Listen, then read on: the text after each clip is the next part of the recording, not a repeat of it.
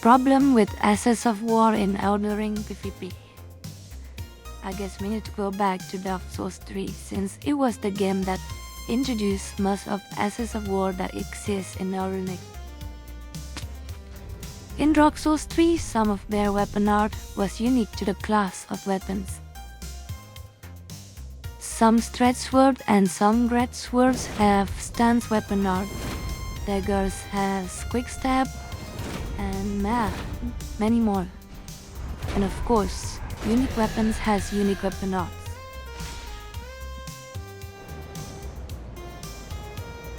In Dark Souls 3, weapon art was part of the weapons. The purpose is to give the weapon an edge or to cover the weaknesses.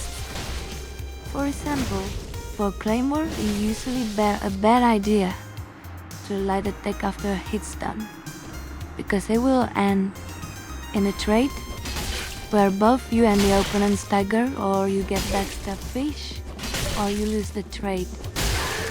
So, to accommodate with that, you can use the stance weapon art to win trades, or even punish backstab fish and make the opponent back away to neutral. Sometimes, on weapon art can be combo too, just like with Soul Sword Limred and Gilgred Sword combo. And of course, it was easier to balance too, since the weapon art was part of the weapon permanently. Here comes the issue I have with the Assets of War in Elden Ring. Having to put Assets of War on random weapons can be fun at first, then will kinda pose a problem in PvP. First issue is how you can put something as Sword Dance, which was also weapon art from Dark Souls 3. It was from a weapon called Follower Saber.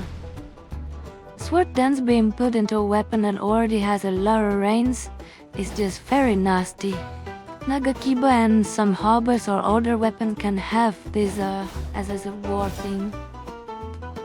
Imagine that you have to try space both of these, like Nagakiba and halberd with a sword dance or spinning slash, then you miscalculated the range because it has like super long range, then added the latency and all that. So yeah, sounds like nightmare, isn't it?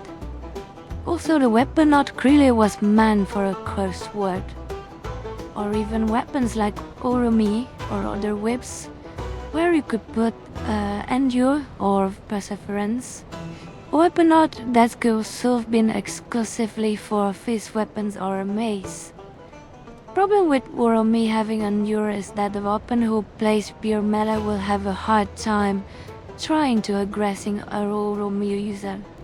If you stay passive to get hit by the light attack that were hard to predict or space, then if you aggress the Orumi user, he'll use Endure and use charge heavy attack, or he can just punish your aggression with a light attack and stagger you for no matter how many points you have.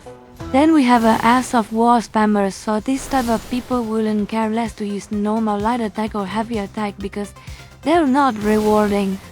Let's go back to Dark Souls 3, shall we? In Dark Souls 3, if you are able to use normal moveset, you'll be rewarded with 2 hits combo, which says either done from 2 light attacks, then with a heavy attacks for a rogue adds, of course, or the light attack, the weapon art follow-up, which was kind of flashy and cool. Very cool combo actually. People been saying that combo system was not in Elden Ring because of the damage was opportune, but I tend to disagree. Since I played Sword and Board, normal light attack did not have a lot of damage, let alone a damage as painful as your help and stipple. What I can offer is to give one-handed, two-handed weapons like straight swords, maces, or a curved sword a 2 hits combo to reward people who play with old play style, or just bring back Dark Souls 3 combo system entirely, since people love the combo system in Dark Souls 3 had. And of course, I did not talk about or stancing, of course that shit is already powerful, so no, I'm talking about the normal one-handed and two-handed Alright, let's go to the next one. Okay, now we'll talk about the balancing. Didn't I say that Dark Souls 3 weapons can be balanced easily? Because it was part of the weapons? Here, I will explain why Ashes of War in Elden Ring is hard to balance. The first that come to mind is because its Ashes of War has a lot of classes of weapons that you can put it on. And balancing its values on weapons of class, or rather its weapons one by one, is a lot of trouble. Imagine that you had to change values of its weapon one by one, instead of having to balancing its weapon like in Dark Souls 3. Let me check on how many weapons Elden Ring has. Elden Ring has 308 weapons. Imagine having to optimize each Ashes of War for entire 308 weapons. And let's see how many weapons that Dark Souls 3 has.